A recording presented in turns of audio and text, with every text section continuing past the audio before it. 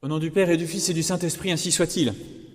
Nous célébrons donc aujourd'hui la solennité de Sainte Reine, cette petite sainte locale, qui en réalité, c'est ce que nous allons essayer de vous montrer, n'est ni si petite que ça, ni si locale que cela. Aujourd'hui, oui, c'est vrai, elle est peu connue en dehors de, on va dire, de l'Auxois. Mais il n'en a pas toujours été ainsi. Alors d'abord, quelle est l'histoire de cette sainte reine? D'après les traditions orales et puis les récits écrits qui ont été transmis au fil des temps, voici comment nous pouvons reconstituer ce qui est arrivé à sainte reine. Nous sommes en 253 dans l'Empire romain. C'est l'époque d'une persécution particulièrement intense, la persécution de Déce, l'empereur Déce. Et à cette époque-là, vient à passer par la voie romaine, que nous connaissons ici, qui passe par les crêtes, là, qui sont au-dessus de Haute-Roche, et puis qui arrivent à ce qui était Alésia à l'époque, passe par cette voie romaine un certain Olybrius, un Romain, haut fonctionnaire, préfet ou proconsul, selon les récits, il est difficile de le savoir, en tout cas haut fonctionnaire, et évidemment chargé notamment de mettre en œuvre cette persécution contre les chrétiens.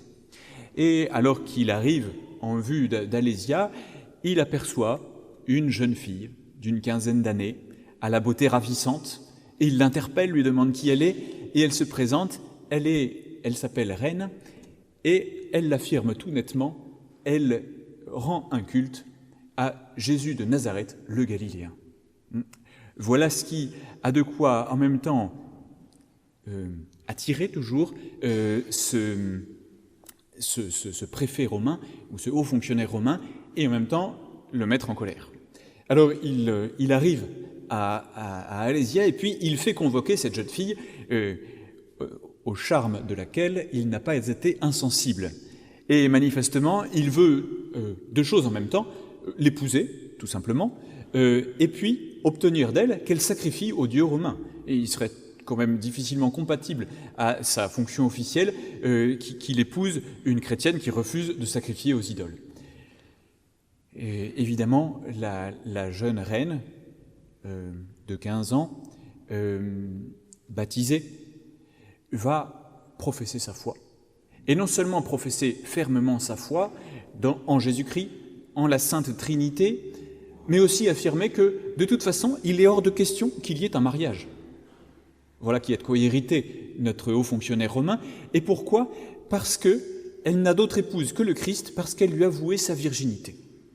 Voici comment, très simplement, en un seul acte, elle pose des actes héroïques de foi, en professant sa foi, quels que soient les dangers qu'elle sait encourir, et de charité, tant il est vrai que la chasteté, la virginité consacrée sont étroitement liées à l'amour de Dieu.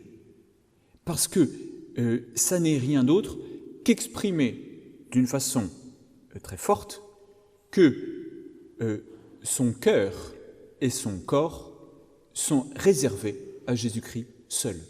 Il est et il sera son seul et son unique époux. Devant cette profession de foi et cet affront qui est fait à ce haut fonctionnaire, évidemment, celui-ci ne peut pas ne pas réagir, et donc il va ordonner, après les interrogatoires, après avoir suffisamment tenté de lui faire sacrifier aux dieux romains, il va décréter un certain nombre de supplices et en définitive la mort de cette jeune gallo-romaine chrétienne. Et donc, après un certain nombre de supplices dont les récits nous ont livré les détails, la flagellation, ensuite ce qu'on appelait les peignes de fer sur le corps, elle a été ensuite, on lui a passé des torches sur les flancs, elle a été aussi plongée dans une cuve d'eau, peut-être pour la noyer, et en définitive, puisqu'elle résistait toujours, qu'elle persévérait à professer sa foi malgré les souffrances, et que même certains événements miraculeux sont venus la conforter, la confirmer avec l'apparition d'une colombe, et tout ça qui suscitait bien sûr l'admiration de tous ceux qui assistaient à cela. On dit que lors de ces supplices, il y a plus de 80 personnes qui se sont converties au catholicisme et qui ont embrassé la foi. Alors pour mettre un terme à ce témoignage qui était de plus en plus embarrassant, elle a finalement été décapitée. Et voici que ainsi aurait pu s'achever l'histoire de la petite reine, d'autant que nous sommes en période de persécution, donc nous ne pouvons pas, il n'a pas pu être immédiatement témoigné tout autour des faits héroïques accomplis par la petite reine. Donc elle est enterrée discrètement à cet endroit-là, et puis la persécution continue, et l'histoire continue. Mais cette petite reine n'étant pas si petite que cela, eh bien, il est vraiment tout particulièrement à propos de dire que le jour de sa mort, en réalité, était le jour de sa naissance. Vous savez que c'est la façon classique dont on désigne dans les récits des martyrs la mort d'un chrétien, c'est en réalité sa naissance au ciel. Eh bien, en réalité, c'est sa naissance non seulement au ciel, mais même pour la postérité dans l'histoire. Parce que la tradition orale va se transmettre localement de l'histoire de ce martyr, et puis des lieux dont on va conserver la mémoire, et dont on conserve la mémoire encore aujourd'hui. Si vous allez vous promener à Alise-Sainte-Reine, eh bien vous pourrez aller voir le lieu qu'on appelle les Trois Ormeaux, où la petite reine a été arrêtée alors qu'elle gardait ses troupeaux. Et puis vous pourrez aussi aller au village qui se trouve de l'autre côté de la vallée de la Brenne, face au mont Auxois, le village de Grignon, qui garde la mémoire du lieu où elle a été enfermée alors qu'elle était prisonnière. Et puis vous pourrez aller dans le village de Sainte-Reine, où on a conservé la mémoire de l'endroit où elle a été décapitée, et semble-t-il du lieu où sa tête a touché le sol, une source a jailli, qui est devenue une source miraculeuse, ce lieu où elle a été décapitée, où elle a été enterrée discrètement dans un premier temps, et où aujourd'hui se trouve un petit sanctuaire. On conserve la mémoire aussi du lieu sur le plateau du mont Auxois, où son corps a été transféré quelques années plus tard. Et donc tout ça a été transmis oralement pendant tout le temps des persécutions. Mais manifestement, ça avait suffisamment marqué les esprits pour que cette mémoire soit cultivée comme un exemple, et puis pour peut-être qu'on commence déjà à invoquer l'intercession de Sainte Reine. Voici que les persécutions s'achèvent, Constantin se convertit, l'Empire romain se convertit petit à petit, et à la fin du IVe siècle, donc à peu près 150 ans après la mort de Sainte Reine, voici qu'on va procéder à ce qu'on appelle l'invention, c'est-à-dire la redécouverte du corps, dont on a conservé la mémoire à la date du 13 juillet. Et à ce moment-là, on va transférer les reliques de la petite sainte, qui se trouvaient, semble-t-il, en dehors de la ville à ce moment-là, au cœur de la cité gallo-romaine d'Alésia, où on va bâtir une basilique paléochrétienne, une basilique autour des reliques et du sarcophage de la martyre. Et ce qui fait dire aux historiens que déjà le culte était intense, le culte voué à Sainte Reine, c'est qu'on assiste à la naissance d'une nécropole tout autour de l'abside de cette basilique, et donc des chrétiens qui veulent être enterrés au plus proche de cette petite martyre. Manifestement, une petite communauté de moines s'installe et va entretenir cette basilique et entretenir la mémoire de cette petite reine. Et nous voyons, à l'époque mérovingienne, au début du 8e siècle, apparaître les premiers récits écrits qui transmettent l'histoire de cette petite sainte. Ces premiers récits écrits sont notamment dus à la fondation, ici à Flavigny, de l'abbaye. Parce qu'en effet, ce qu'on appellerait aujourd'hui le grand bienfaiteur qui fonde l'abbaye de Flavigny, un certain Widerade, est en fait aussi le bienfaiteur de la communauté monastique d'Alise et puis d'une autre communauté monastique qui se trouve à Saulieu,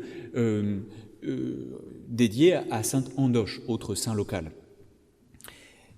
Et donc, ce bienfaiteur va mettre en lien la petite communauté monastique d'Alésia et puis celle de Flavigny. Et comme les moines de Flavigny sont plus érudits, ils sont liés à tout le renouveau des études théologiques qui a lieu à l'époque de cette fin des règnes mérovingiens et au début de l'époque carolingienne, eh bien on va écrire ce récit et on va le transmettre. Et on va le diffuser. Si bien que, dès le siècle suivant, on connaît la dévotion à Sainte Reine dans tout l'Empire carolingien. Et même en Allemagne, à Fulda. Fulda, c'est le tombeau de Saint Boniface, le grand saint qui a évangélisé la Germanie, qui est vraiment un grand centre spirituel de l'Allemagne encore aujourd'hui. Eh bien, on connaît là-bas un autel dédié à Sainte Reine. Et ainsi, ce culte rayonne dans tout l'Empire carolingien et attire des pèlerins. Et manifestement, des miracles sont accomplis par l'intercession de Sainte Reine. Quelque temps plus tard, nous sommes à nouveau dans une période de trouble. Il y a les invasions normandes qui viennent menacer même la religion, puisque les Normands remontent la Seine. Et, semble-t-il, les reliques de Sainte Reine qui sont restées à Alésia sont menacées, d'autant que la communauté monastique se réduit là-bas, ils n'ont plus vraiment les moyens d'entretenir les lieux. Alors, on décide de transférer les reliques de Sainte Reine à Flavigny. Et même l'église abbatiale, dont nous ne pouvons voir que les ruines à cause de la destruction opérée par la Révolution française, est érigée spécialement avec une crypte, une très belle crypte, dédiée à recevoir spécialement les reliques de Sainte Reine. Cette crypte que nous pouvons visiter encore aujourd'hui, c'était comme un grand reliquaire architectural pour Sainte Reine. Et les reliques de Sainte Reine, elles sont restées à Flavigny même, depuis ce jour. Aujourd'hui, et depuis la Révolution française, elles sont dans une armoire à reliques de l'église paroissiale de Flavigny. Et la translation de ces reliques a lieu un 22 mars, et on en conserve la date très précieusement, et on en conserve le récit détaillé avec les miracles. Plusieurs miracles bien documentés ont été accomplis à l'occasion de cette translation, de ce transfert. Et c'est ainsi que le rayonnement de Sainte Reine se renouvelle. Et on continue à connaître une diffusion de son culte, et puis des récits, les récits écrits qui se copient de monastère en monastère, d'abbaye en abbaye. C'est le réseau des abbayes bénédictines qui couvre l'Europe, qui va permettre une diffusion de ce culte, qui sera ensuite, dont la relève sera prise par les cisterciens. Les cisterciens, occasion d'un renouveau monastique au XIIe siècle, et comme Saint Bernard est de la région, l'abbaye de Fontenay connaît très bien le sanctuaire dédié à Sainte Reine, connaît très bien l'abbaye de Flavigny, et donc les cisterciens qui ont un rayonnement européen vont eux aussi contribuer à diffuser les récits du martyr édifiant de Sainte Reine. Et c'est ainsi qu'on voit au XIIe, XIIIe siècle, jusqu'en Sicile, des autels ou des petites chapelles dédiées à Sainte Reine. Voilà le rayonnement qu'elle avait. Alors, la fin du Moyen-Âge a été une période trouble, et dans cette période trouble, en général, eh bien, les pèlerinages deviennent plus dangereux, deviennent plus difficiles, et donc c'est une période un petit peu d'obscurcissement du culte de Sainte Reine. Mais un renouveau va se voir, grâce à un enfant du pays encore, un certain Julien Clerget, qui était originaire de Grignon, et puis qui a pu avoir une certaine influence dans le clergé à cette époque-là. Et donc il va relancer le culte de Sainte Reine, spécialement à Alise-Sainte-Reine, autour de la fontaine miraculeuse, qui a jailli, d'après la tradition, du lieu où la tête de la petite Sainte Reine a touché terre. Et manifestement, de nombreux miracles s'opèrent autour de cette fontaine miraculeuse. Dès la fin du XVe siècle, ce Julien Clerget obtient de fonder une chapelle, puisque localement, on conservait seulement un autel à côté de la fontaine, mais c'était en plein air. Et donc, on fonde une chapelle, un petit sanctuaire, là, sur ce lieu, puisque la basilique qui avait accueilli dans un premier temps les reliques de Sainte Reine est tombée en ruine depuis. La communauté monastique n'a pas survécu, d'autant que les reliques étaient désormais à Flavigny. Et donc, le pèlerinage repart autour du culte de Sainte-Reine. Les soldats du roi Charles VIII qui reviennent d'une campagne d'Italie et qui sont atteints par des maladies contagieuses s'arrêtent ici et un certain nombre sont guéris.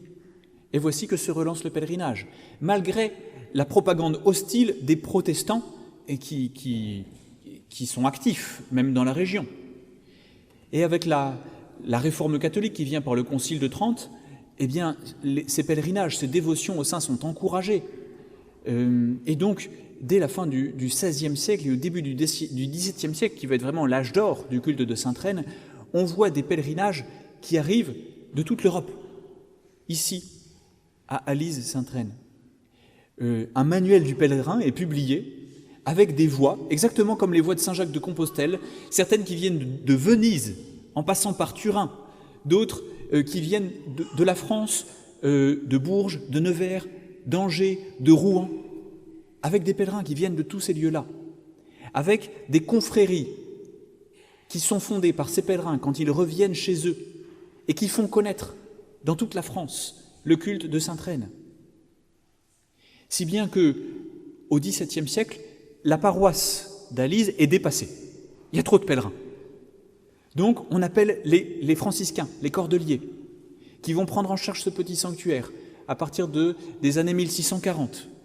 Et puis, une quinzaine d'années plus tard, manifestement, on est encore dépassé parce qu'il y a beaucoup de pauvres à accueillir, à héberger. Et donc, c'est un pieux homme de Montbard qui appartient à la confrérie du Saint-Sacrement qui va fonder un hôpital, l'hôpital actuel d'Alise-Sainte-Reine, pour accueillir tous les pauvres et les malades qui viennent en pèlerinage. Et grâce au registre de cet hôpital, on peut savoir que dans ces années-là, 1660, il y avait entre 12 000 et 20 000 pèlerins par an qui venaient là, en pèlerinage, et qui buvaient de cette eau miraculeuse, qui se plongeaient dans cette eau miraculeuse avec un certain nombre de guérisons. Et à ce moment-là, l'eau de Sainte-Reine, l'eau de la source, était à peu près l'équivalent de l'eau de Lourdes aujourd'hui, connue pour ses vertus miraculeuses. On a pu noter précisément qu'à cette fin du XVIIe siècle, c'est plus de 20 000 bouteilles d'eau de Sainte-Reine qui étaient envoyées dans toute la France et qui obtenaient certainement des guérisons. Et puis ensuite, eh bien, le XVIIIe siècle, beaucoup moins fervent, beaucoup moins pieux, a vu une décroissance de ce pèlerinage. Le XIXe siècle a vu un renouveau, et en particulier un renouveau lié à une activité théâtrale, puisque grâce à un prêtre de Flavigny, un drame va être composé, va être écrit, relatant en détail l'histoire de Sainte-Reine, et c'est ce drame-là, composé au XIXe siècle, qui est encore joué chaque année, aujourd'hui, à la fin du mois d'août, en l'honneur de Sainte-Reine. Et ça reste aujourd'hui, même pour ceux qui n'ont plus la foi, l'événement culturel majeur du village d'Alise-Sainte-Reine, et même pour ceux qui n'ont pas la foi, eh bien, il est bon, finalement, que le village se fédère autour de cette mémoire chrétienne, autour d'une pièce de théâtre qui est d'un très bon esprit et qui peut être apostolique, que ceux qui la jouent y croient ou n'y croient pas, peu importe. Voilà, en définitive, jusqu'à aujourd'hui, le rayonnement dans le temps et dans l'espace de cette petite sainte locale qui n'est ni si petite ni si locale que cela. Alors quant à nous, eh bien nous qui sommes de la région, plus ou moins, ayons à cœur d'entretenir cette mémoire, ayons à cœur de rendre ce culte à Sainte-Reine, mais aussi de voir combien un seul acte héroïque de foi et de charité peut avoir de rayonnement bien au-delà de ce que pouvait imaginer la petite reine lorsque elle a témoigné de sa foi jusqu'au martyre. Et donc, si ça a été le cas pour elle, ça peut être le cas pour nous. Ensuite, Dieu en dispose comme il veut. Mais ce sont par ces actes public, extérieur, courageux, quoi qu'il en coûte, de témoignage de notre foi et de notre amour de Dieu, que la chrétienté rayonne sur les chrétiens, rayonne au-delà même de la chrétienté. Et ce qui est arrivé au IIIe siècle, pourquoi cela n'arriverait-il pas à nouveau aujourd'hui? Alors, à la suite de Sainte Reine, sachons être fiers de notre foi, savoir en témoigner avec simplicité, jusqu'au martyre s'il le faut, au nom du Père et du Fils et du Saint-Esprit, ainsi soit-il.